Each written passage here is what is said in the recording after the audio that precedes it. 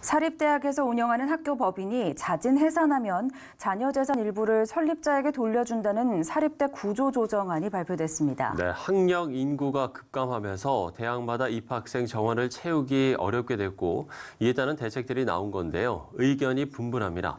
하나님의 법, 세상의 법에서 오늘 이 문제 다뤄보도록 하겠습니다. 이재만 변호사 나오셨습니다. 변호사님 안녕하십니까? 네, 안녕하십니까.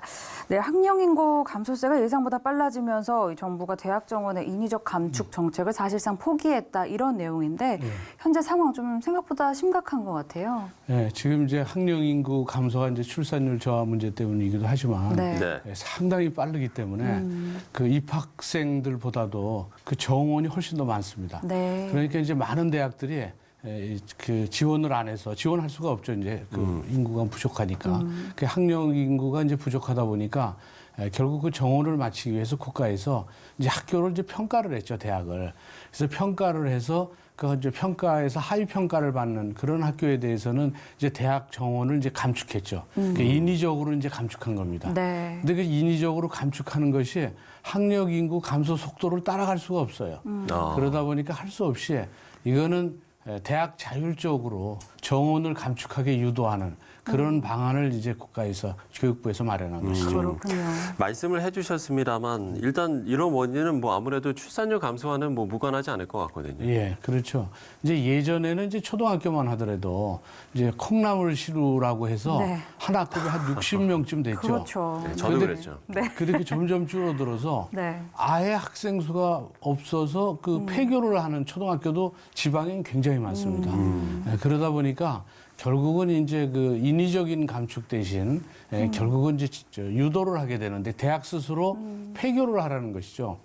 그래서 이제 그런 그 인위적 감축을 위해서는 학교의 정원을 스스로 감축하지 않으면 지원을 안 하는 방안을 이제 만든 것입니다. 예를 들어서 입학 정원이 있는데 입학 정원을 채우지 못하면 그만큼 재정 지원을 줄이겠다는 거예요. 네. 그러니까 스스로 입학 정원을 줄여야만 이제 채울 수 있는 만큼으로 줄여야만 국가 지원을 받을 수 있죠. 그래서 스스로 입학 정원을 줄이게 하는 것이고 또 나아가서는 도저히 채울 수 없을 때는 폐교까지도 가능하게 할 수 있도록 폐교도 쉽게 할 수 있도록 이런 방안들이 지금 나오고 있는 것이죠. 그렇군요. 그러니까 이게 정부가 대책을 마련하긴 했는데 실효성이 없다 보니까 결국에는 대학 자율에 맡기겠다 이거 아니겠습니까? 예. 근데 이 부분에 대해서도 좀 논란이 있어 보여요. 그러니까 이제 결국은 대학 자율에 맡기게 되면 여러 가지 문제가 있죠. 쉽게 얘기해서 인위적으로 감축했을 때는 예. 그 아주 그 좀 이렇게 부실 대학이 아닌데도 감축하지 않으면 또 지원 못 받을 그럴 가능성도 있으니까 그런 경우에는 이제 재정난에 이제 부실 대학이 아니면서 이제 재정난에 휩쓸릴 수도 있고 그래서 이제 득보다 실도 많고 이제 그런 문제들이 있었죠. 네. 그런데 지금 이제 새로운 이 방안은 저 스스로 그 정원을 채우지 못하면 재정 지원을 안 하겠다고 하니까 지금 이 점에 대해서는 이제 정원을 채울 수 있는 이제 수도권에 있는 이제 명문 대학 아니면 이제 수도권 대학들 이런 대학들은 대학의 자율성이 강화됐다고 이제 굉장히 환영하죠. 근데 문제는 지방 대학들은 그렇죠. 그럴 경우에는 이제 정원을 채우지 못하니까 재정 지원을 더 받을 수도 없고 네. 그러다 보니까 가뜩이나 정원도 채우지 못해서 입학금으로 운영되는 대학이 입학금도 적은데 재정 지원까지도 또 적어지니까 이제 이중고가 되죠. 네. 그럼 결국은 이것이 지방 대학 죽이기 아니냐. 그래서 지방 대학에도 이제 외국의 경우는 지방 대학도 이제 거점에 이제 명문 대학이 많죠. 그래서 이제 지방의 발전을 위해서도 지방에도 이제 대학들이 많이 있어야 되는데 이렇게 되면 지방 대학을 다 죽이고 전부 수도권으로 집중하게 되면 지방에 대한 발전에 문제가 있다. 그렇죠. 그래서 지방대 발전을 위한 유인책은 없이 결국은 지방대 죽이기 아니냐 이런 이제 반발도 많이 나오고 있는 것이죠. 예. 사정이 이렇다 보니까 이제 교육부가 무책임하다 이런 좀 비판도 나오고 있는 것 같습니다. 그렇죠. 결국은 이제 실제적으로는 좀비 대학이 많아질 우려가 있어요. 그렇게 되면 이제 지원을 못 받으면 폐교를 할 수밖에 없는데 그렇죠. 폐교를 하지 않고 그냥 학생 수는 뭐 한 20-30%밖에 안 되는데 정원에 예. 그냥 정원을 유지하면서 그냥 그러면 이제 유령 대학 비슷하죠.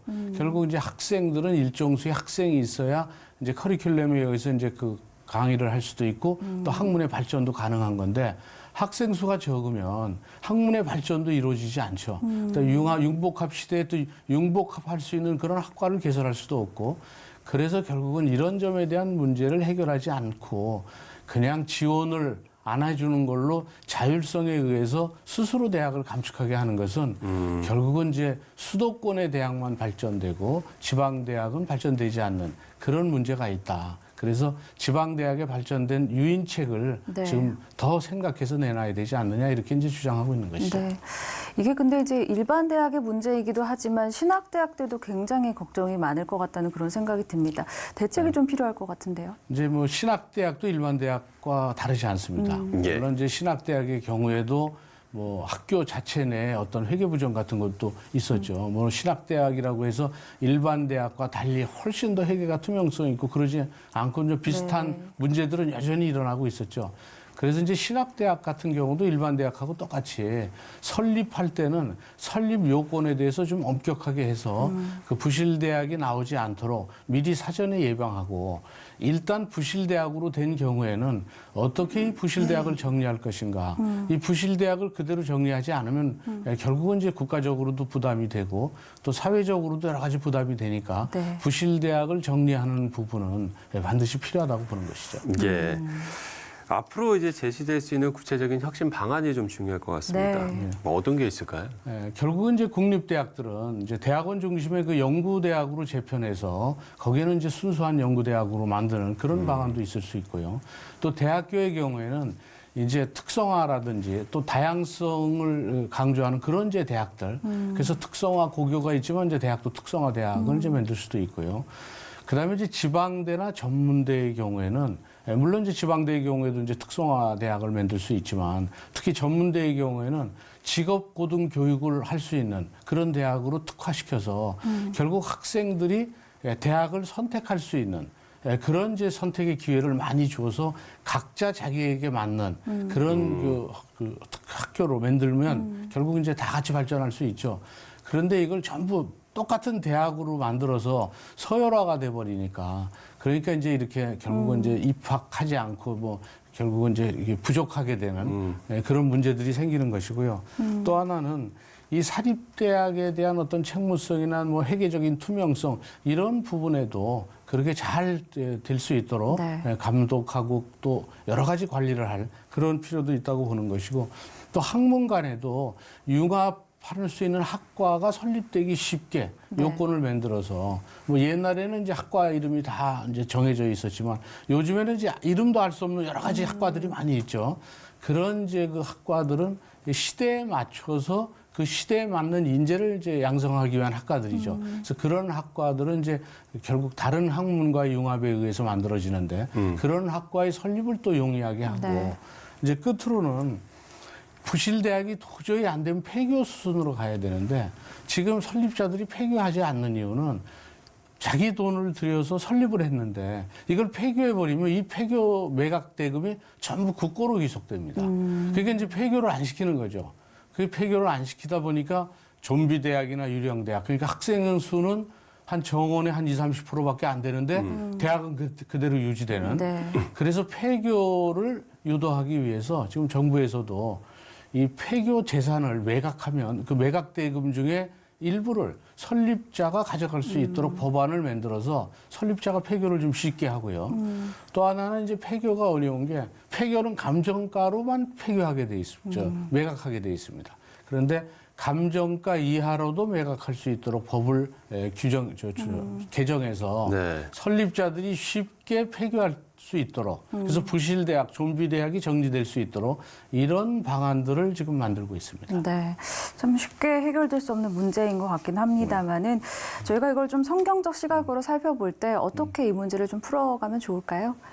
결국은 이제 교육이라는 것이 이제 백년지 대계니까 대증요법으로 그때 나타난 현상만 해결하려고 하지 말고 근원적인 문제에 대해서 원인요법으로 결국 문제를 해결해야 되겠죠. 네. 그래서 이제 잠언 1장 3절에도 교육으로 사람을 깨우쳐 무엇이 옳고 바르며 떳떳한지 헤아리게 하려는 것이라는 말씀처럼 교육은 백년지 대계라고 생각해서 장기적이고 일관적인 교육 정책을 정부가 바뀌더라도 정권이 바뀌더라도 결국 장기적인 입장에서 임기응변식이 아닌 중지를 모아서 결국 그 해법을 찾아야 될 때라고 봅니다. 예, 네. 앞서 뭐 여러 혁신 방안들을 이야기해 주셨는데 네. 그야말로 뭐 재정과 인적 관리 모두 좀 더 건강하게 운영될 수 있도록 좀 합리적인 방안들이 모색돼야 할 것 같습니다. 그렇습니다.